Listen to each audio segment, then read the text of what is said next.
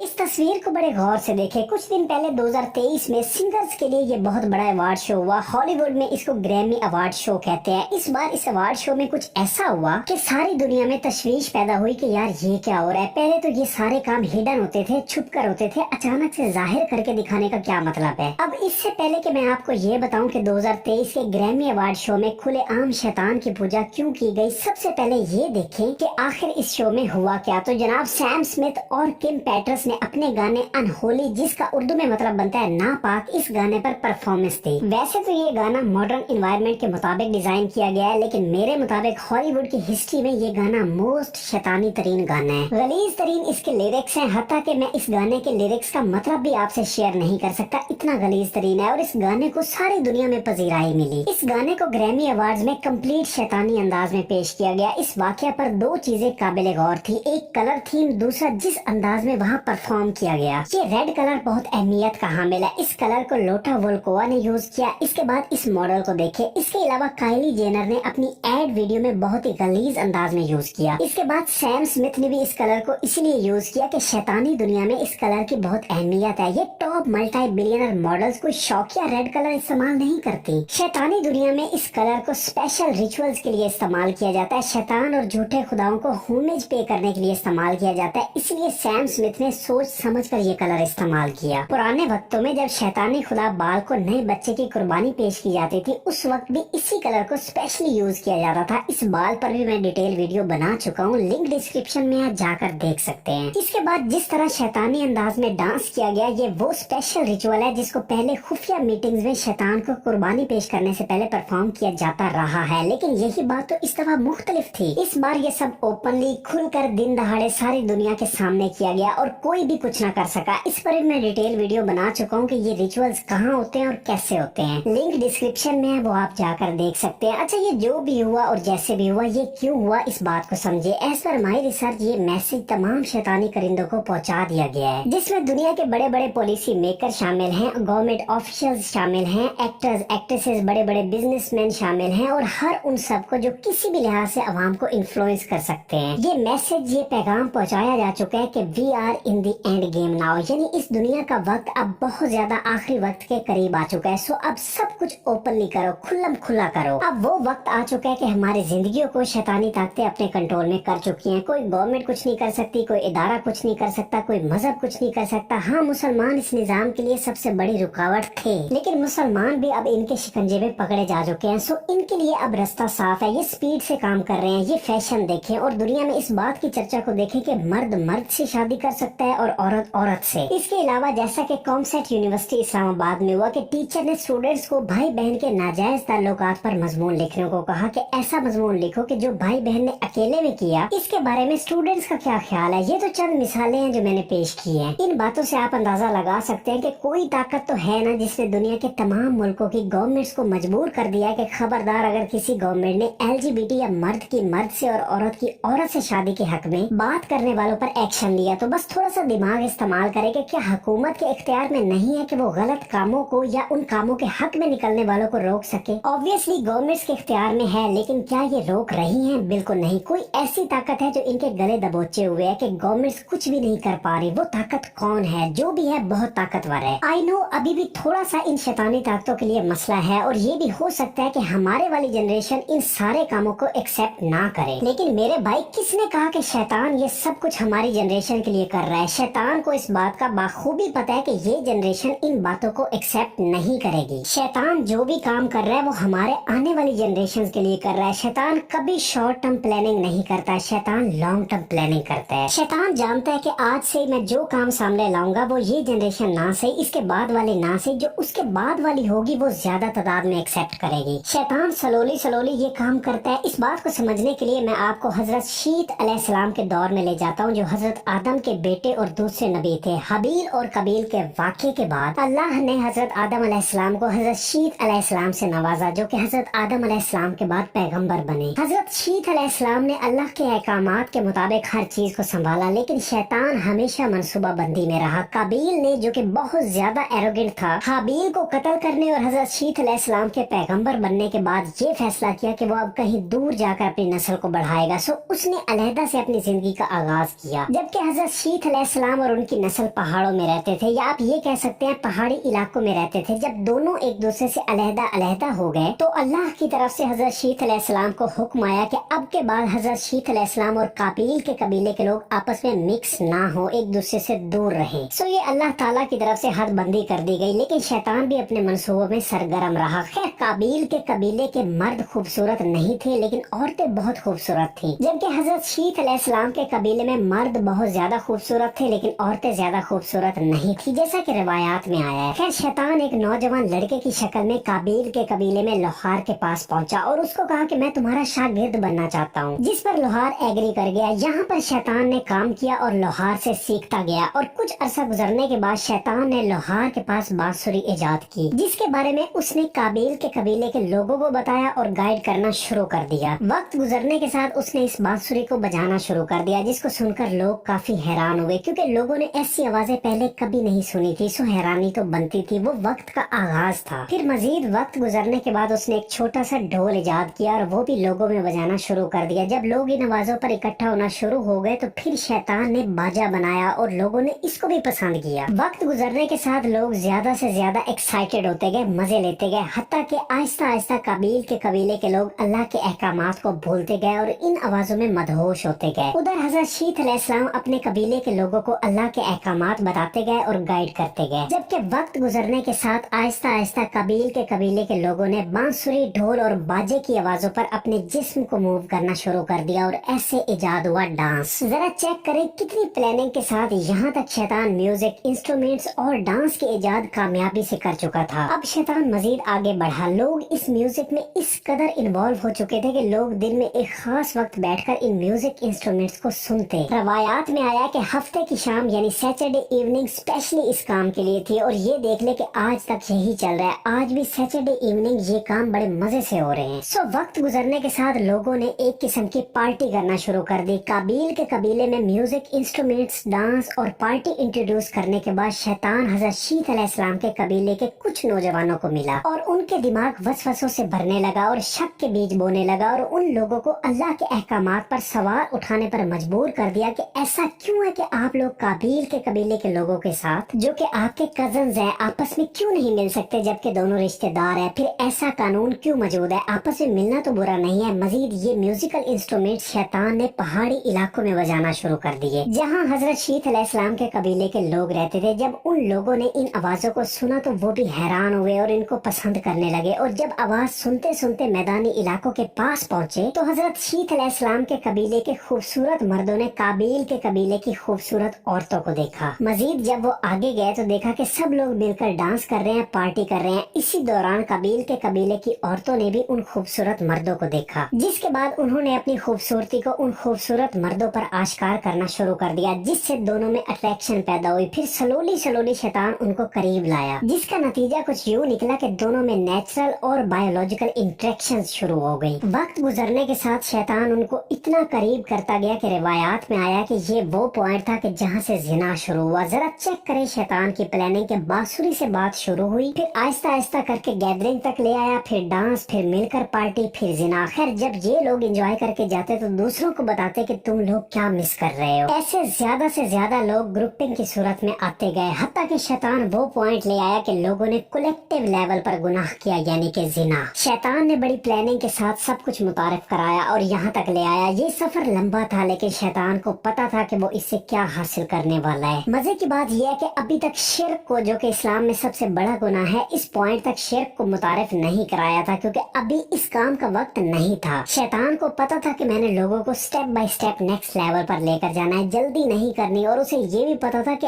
अभी ये बहुत जल्दी कदम होगा, सो अभी नहीं, बेट बाय बेट सब कुछ लेकर चलूंगा। सो शैतान की प्लानिंग लॉन्ग टर्म होती है, शॉर्ट टर्म नहीं। उम्मीद करता हूँ कि आपको समझ आ रही होगी कि इस टाइम मार्केट में जो भी हो रहा है वो हमारे लिए भी है, लेकिन मेजर टारगेट हमारी आने वाली जनरेशन है, क्योंकि शैतान को पता है कि चलो ये जनरेशन नहीं तो आने वाली दूसरी या तीसरी जनरेशन वो सब कुछ एक्सेप्ट करेगी जिसको हम एक्सेप्ट नहीं कर रहे, यानी ये जनरेशन एक्सेप्ट नहीं कर रही। मजीद एक और बात नोट करें कि हमारे मुआशरे में आजकल पॉडकास्ट का बड़ा ट्रेंड चल रहा है, जिसको कुछ ऐसे लोग चला रहे हैं जो किसी खास मकसद पर है। कुछ अच्छे पॉडकास्टर भी है, लेकिन वो बहुत कम तादाद में है। आप जिस किसी को भी औरत के पर्दे पर, हिजाब पर, नमाज पर पॉडकास्ट करते सुने तो ये जरूर देख लें कि वो इस्लाम के हक में पॉडकास्ट कर रहा है या मुखालफत में। जहाँ भी आपको थोड़ी सी भी मुखालफत नजर आए या फिर उस पॉडकास्ट में कोई एक बंदा भी इस्लाम के मुखालिफ बात कर रहा हो और वो खुद को मुसलमान कहे, तो समझ ले कि ये पॉडकास्ट किसी मकसद के लिए हो रही है, हमारी ज़हन साजी के लिए हो रही है। फौरन ऐसे पॉडकास्टर को शटअप कॉल देनी है, क्योंकि इस्लाम से बढ़कर हमारे लिए और कुछ नहीं है। हम सच में बहुत नाजुक दौर से गुजर रहे हैं, इसको एहतियात से गुजारें, अपने ईमान मजबूत करें, क्योंकि आज नहीं तो कल हम सबको ये दुनिया छोड़नी है। किसी भी वक्त हमारा बुलावा आ सकता है। सो खुद को तैयार रखें, अल्लाह के करीब से करीब होते जाएं, फिरका वारियत से दूर रहें। मुसलमानों को तोड़ने का वाहिद हथियार फिरका परस्ती है, फिरका वारियत है। हम सबको इससे बाहर निकलकर एक मुसलमान बनना पड़ेगा, वरना जो ओपन ईरान शैतान कर चुका है उसमें सबसे ज्यादा नुकसान हमारा होगा। उम्मीद है कि आप मेरी बातों को समझ रहे होंगे। तो बस मेरी आज की वीडियो में बस इतना ही था। आपसे गुजारिश है कि चैनल जरूर सब्सक्राइब करें। तो मिलते हैं किसी और वीडियो में। अपना बहुत ज्यादा ख्याल रखिएगा। तब तक के लिए खुदा हाफिज।